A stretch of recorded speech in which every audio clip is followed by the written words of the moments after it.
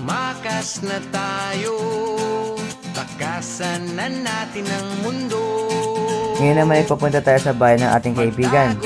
Dito manghihiram tayo ng bike. Sa mas tahimik at payapang mundo. Nakahanda na nga pala ang bike. Ngayon ito-check natin ng bike kung maayos ba yung preno, yung suspension, yung gulong, upang sa gayon, safe ang ating bride mamaya. At tinatawag na tayo ng bundok.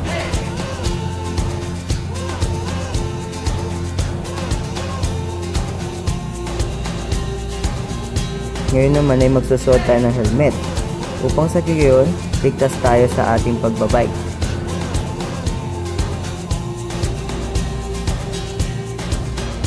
Ngayon naman ay papunta na tayo sa ating paroroonan.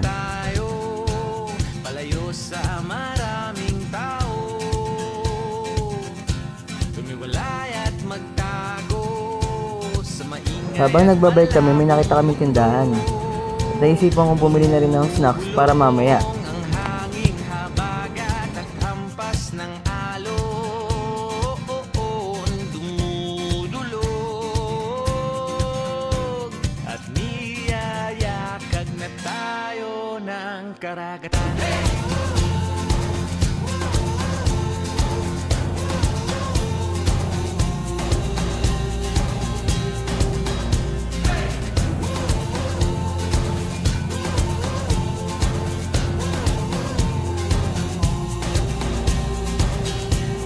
Pagkatapos namin mamili, ay dumiretso na ako sa aking paroroonan.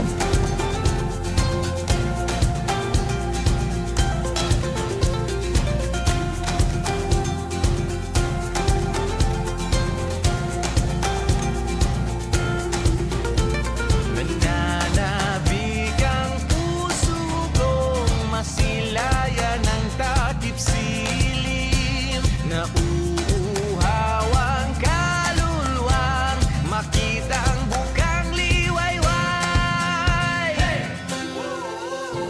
Ngayong nakarating na kami sa aming paroroonan, tila nawala ang aking pagod nung nakita kong magandang tanawin sa aking harapan.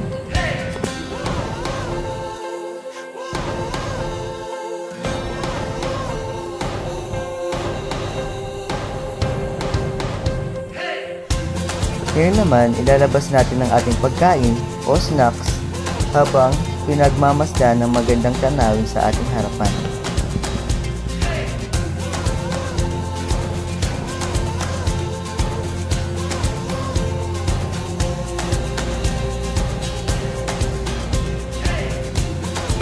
Palagi nating aalalahanin na i-enjoy ang ating buhay dahil hindi lahat ng pagkakataon ay nandito tayo sa mundo. Kaya hanggat maaari, enjoy ang buhay at magpakasaya at huwag isipin ang problema. Whether you're riding alongside friends, laughing in the open air, or sitting quietly by yourself taking in the horizon, it all trace back to the one decision in grade 4, not to give up. You learned to balance on a bike back then, and today, you're learning how to balance life, community, and solitude. Every time I see an adult on a bicycle, I no longer despair for the future of the human race.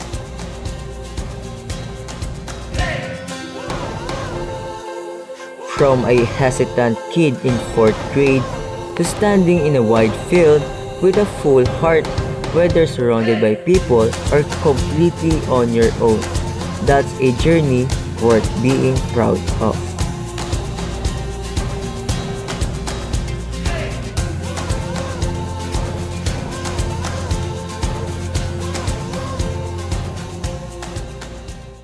Kaya tara na at matuto magbike upang sa gayon maranasan natin mapunta sa mga gagandang tanawin at magagandang lugar na pwede nating maging core memories sa ating buhay at pwedeng magtanggal ng problema kahit panandalian lang.